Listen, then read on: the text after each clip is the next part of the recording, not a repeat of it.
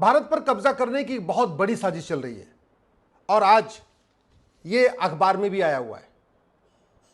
आज के अखबार की एक खबर है कि झारखंड में बहुत बड़े पैमाने पे मज़ारें बन रही हैं, दरगाह बन रहा है, पक्का कब्रिस्तान बन रहा है, चर्च बन रहा है, मिशनरी स्कूल बन रहा है, हॉस्पिटल बन रहा है। और ये कहां बन रहा है? सार्वजनिक स्थानों पे, ऊसर जमीन पे, बंजर जमीन पे, खेल के मैदान के ऊपर, नदियों के किनारे, पहाड़ियों की जो जगह होती है वहां पे, जो जंगल पड़े होते हैं वहां पे। ये जो मज़ार, दरगाह, पक्का कब्रिस्तान, चर्च, मदरसा, मिशनरी स्कूल बन रहा है, हाईवे के किनारे बन रहा है, जो नॉर्मल सड़क है उसके किनारे बन रहा है, बड़े प्लान्ड वे में एक एक जगह जो है 10-10 एकड़ जमीन कब्जा हो रही है। कोई आदमी अगर अपना अवैध निर्माण करेगा, अपना घर बनाएगा तो कितना बड़ा बनाएगा? 100 गज का बना लेगा, 200 गज का बना लेगा, 300 गज का बना लेगा। घर बनाने में भी खतरा है कि कल को सरकार गिरा भी सकती है। लेकिन एक बार जब मजार बन गई, दरगाह बन गई, पक्का कब्रिस्तान बन गया, चर्च बन गया, मदरसा बन गया, मिशनरी स्कूल बन गया, हॉस्पिटल बन गया, फिर बुलडोजर चलाने की हिम्मत नहीं पड़ेगी। क्यों? क्योंकि फिर इंटरनेशनल खबर बन जाएगी। अगर मजार, दरगाह, पक्का कब्रिस्तान पे बुलडोजर चलाएंगे, मदरसे पे बुलडोजर चलाएंगे, तो पूरे अरब देशों में अल जजीरा उसको चलाएगा। अगर चर्च के ऊपर बुलडोजर चलाएंगे, मिशनरी स्कूल के ऊपर बुलडोजर चलाएंगे, मिशनरी हॉस्पिटल पे बुलडोजर चलाएंगे, तो बीबीसी पूरे अरब और यूरोप में, पूरे यूरोप में और अमेरिका में वहां बदनाम करेगा भारत को।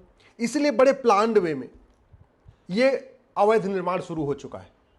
एक और भी कारण है, प्राइवेट घर बनाने में आदमी 100-200 गज जगह कब्जा कर पाएगा, लेकिन चर्च बना के 10-10 एकड़ जगह कब्जा हो रही है। मजार बना के, दरगाह बना के, पक्का कब्रिस्तान बना के 4-4 एकड़, 5-5 एकड़ जगह कब्जा हो रही है। और एक बार अगर मजार बन गई तो बड़ा घेरा बना लिया, बड़ी बाउंड्री बना लिया, बाद में उसमें अपना घर भी बन जाएगा। न मजार तो टूटेगा न घर टूटेगा। केवल घर बनाए तो घर टूटने की संभावना भी रहेगी। इसी तरीके एक बार अगर बड़ा चर्च बना दिया तो बड़ी बाउंड्री घेर लिया, उसमें अपना घर भी बना लिया, न चर्च टूटेगा न घर टूटेगा। बड़ा हॉस्पिटल बना लिया, उसमें अपने घर भी बना लिया, न हॉस्पिटल टूटेगा न घर टूटेगा। और ये हो क्यों रहा है? क्योंकि हमारे देश में अवैध निर्माण करना गंभीर अपराध नहीं। अभी प्रयाग में, उत्तर प्रदेश के प्रयाग में, सोचिए, योगी जी का इतना अच्छा शासन चल रहा है, योगी जी का इतना खौफ है, इसके बावजूद मदरसे में नोट छापने की मशीन भी मिली और अब बाद में अलगाववादी किताब भी मिली। पूरे भारत के मदरसों में, पूरे भारत के मिशनरी स्कूलों में केवल और केवल भारत को बर्बाद करने की पूरी प्लानिंग चल रही है। भारत के खिलाफ नफरत सिखाया जाता है, भारत के खिलाफ जातिवाद का जहर घोला जाता है, और सबसे बड़ी बात यह धर्मांतरण का अड्डा बन चुका है। मदरसा धर्मांतरण का अड्डा है, मजार धर्मांतरण का अड्डा है, दरगाह धर्मांतरण का अड्डा है, मिशनरी स्कूल धर्मांतरण का अड्डा है, चर्च धर्मांतरण का अड्डा है। ले देख वहां हो क्या रहा है? केवल और केवल धर्मांतरण कराया जा रहा है और भारत के खिलाफ जहर घोला जा रहा है। और हो क्यों रहा है? उसका 2 कारण है। पहला, कठोर कानून नहीं हमारे पास अवैध निर्माण के खिलाफ। दूसरा, विदेशों से फंडिंग हो रही है। अल्टीमेटली वो अवैध निर्माण करते हैं तभी उनको फंडिंग होती है। वो अवैध निर्माण करेंगे नहीं तो फंडिंग होगी नहीं। अब फायदा ये है, अवैध निर्माण करेंगे तो जो फंडिंग आएगी उसमें कुछ बचत भी हो जाएगी। भाई, खाड़ी देशों से मदरसा बनाने के लिए पैसा आ रहा है, दरगाह बनाने के लिए पैसा आ रहा है, पक्का कब्रिस्तान बनाने के लिए पैसा आ रहा है, हवाला के जरिए भी आ रहा है, एफसीआरए के जरिए भी आ रहा है और बैंक के जरिए भी आ रहा है। अब आता है 1 करोड़, 50 लाख रुपए का अपना मजार बना लिया, दरगाह बना लिया, पक्का कब्रिस्तान बना लिया, मदरसा बना लिया, 50 लाख रुपए की बचत हो गई। तो एक तरीके से भारत में बैठे बैठे कमाई का जरिया भी है, अवैध निर्माण भी हो रहा है। और रोक क्यों नहीं हो रही है? क्योंकि पहली बात तो हमने ना पुलिस की अकाउंटेबिलिटी और रिस्पॉन्सिबिलिटी तय किया है, ना हमने लेखपाल, कानूनगो, पेशकार, हवलदार, तहसीलदार का रिस्पॉन्सिबिलिटी, अकाउंटेबिलिटी तय किया है। हमने पुलिस चार्टर लागू ही नहीं किया जिसमें हमने ये लिखा हो कि भाई हवलदार का ये काम है, थानेदार का ये काम है, इंस्पेक्टर का ये काम है, ये 10 काम हवलदार को करना है, ये 10 काम थानेदार को करना है, ये 10 काम सब इंस्पेक्टर को करना है। हमने कहीं ऐसा पुलिस चार्टर बनाया नहीं।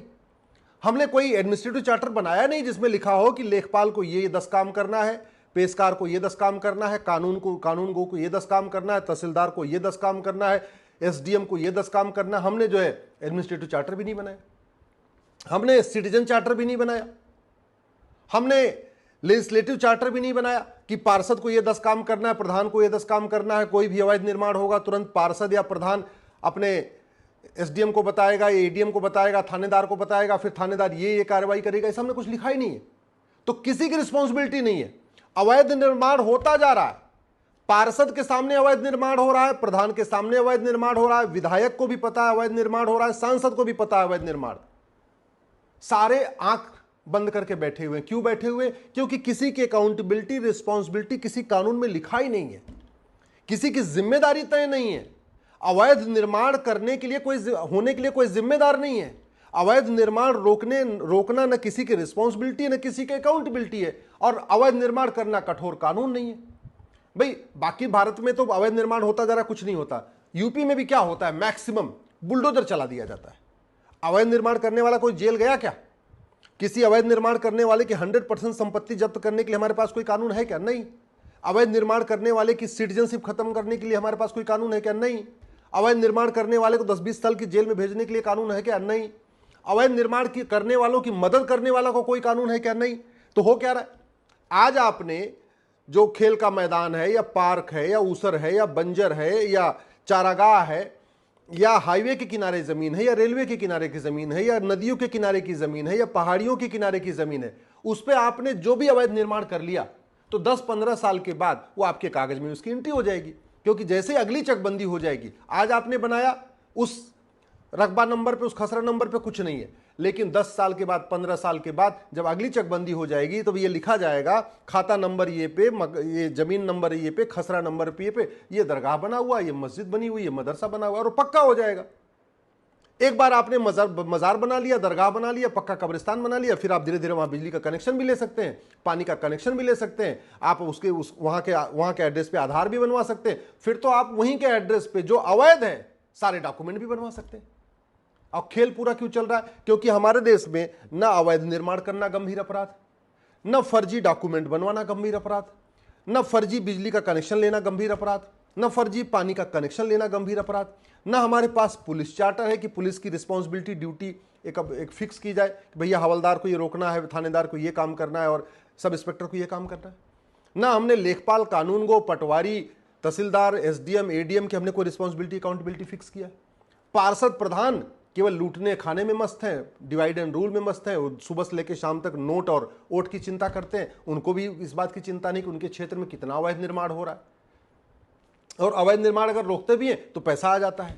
भाई जहां करोड़ों रुपए मजार, दरगाह, मदरसा बनाने के लिए आता है, चर्च बनाने के लिए आता है, मिशनरी स्कूल बनाने के लिए आता है, तो वहां अलग से 10-20 लाख का बजट ये भी आता है कि हवलदार का कैसे मुंह बंद करना है, थानेदार का कैसे मुंह बंद करना है, पेशकार का मुंह बंद करने के लिए क्या करना है, अपना कानूनगो का मुंह बंद करने के लिए क्या करना है, तहसीलदार का मुंह बंद करने के लिए क्या करना है। तो पैसा दे दे के सबका मुंह बंद कर दिया जा रहा है। इसलिए मैं कह रहा हूं ये घटिया कानून भारत को बर्बाद कर देगा, देखते देखते बर्बाद कर देगा। और जब कल को काउंटिंग होगी, जनगणना होगी, तो याद रखिएगा जनगणना में ये भी काउंटिंग होती है कि कितने मंदिर हैं, कितनी मस्जिद है और कितने चर्च हैं।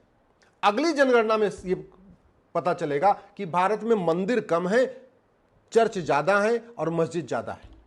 मैं आपको गारंटी के साथ कहता हूं, जिस तरीके से अवैध रूप से मजार बन रही है, दरगाह बन रही है और आपका चर्च बन रहा है, मस्जिद बन रही है, अगली जनगणना में मंदिर से ज्यादा भारत में चर्च पाए जाएंगे, मंदिर से ज्यादा भारत में आपके मस्जिदें मिलेंगी। और फिर जब ये मिल गया, फिर तो आप इंटरनेशनली कह सकते हो कि देखो भैया भारत हिंदू राष्ट्र कैसे हो सकता है, भारत में तो मंदिर से ज्यादा चर्च है, भारत में हिंदू से ज्यादा, मंदिर से ज्यादा तो जो है आपकी मस्जिद है, तो आप हिंदू राष्ट्र कैसे बना लोगे।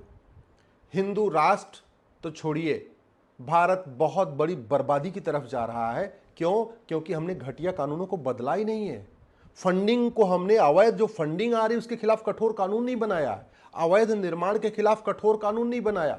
हमने यूनिफॉर्म बैंकिंग कोड आज तक लागू नहीं किया, यूनिफॉर्म पुलिस कोड आज तक लागू नहीं किया, यूनिफॉर्म जुडिशियल कोड आज तक लागू नहीं किया, यूनिफॉर्म एडमिनिस्ट्रेटिव कोड लागू नहीं किया, हमने सिटीजन चार्टर लागू नहीं किया, पुलिस चार्टर लागू नहीं किया, जुडिशियल चार्टर लागू नहीं किया। भारत में जो अवैध निर्माण चल रहे हैं इसको हमने गंभीर अपराध घोषित नहीं किया। और सबसे बड़ी बात, मजार, दरगाह और पक्का कब्रिस्तान बनाना हराम है, पूरे पूरे खाड़ी देशों में एक भी मजार नहीं, एक भी दरगाह नहीं, एक भी पक्का कब्रिस्तान नहीं, और यहां हर किलोमीटर के ऊपर मजार, दरगाह, पक्का कब्रिस्तान बन रहा है। जानते हैं क्यों? ये कोई छोटी छोटी बात नहीं है, अनजाने में नहीं बन रहा है, इस साजिश के अंतर्गत बन रहा है। अगली जनगणना में मंदिर से ज्यादा मजार, दरगाह, मस्जिद हो जाए, मंदिर से ज्यादा चर्च हो जाए, जिससे हम इंटरनेशनली कह सकें कि भारत में तो इतने ही क्रिश्चियन रहते हैं, भारत में तो इतने मुस्लिम्स रहते हैं। इसलिए हिंदू राष्ट्र का सपना हमेशा हमेशा के लिए खत्म करने के लिए बड़े प्लान्ड वे में अवैध निर्माण हो रहा है।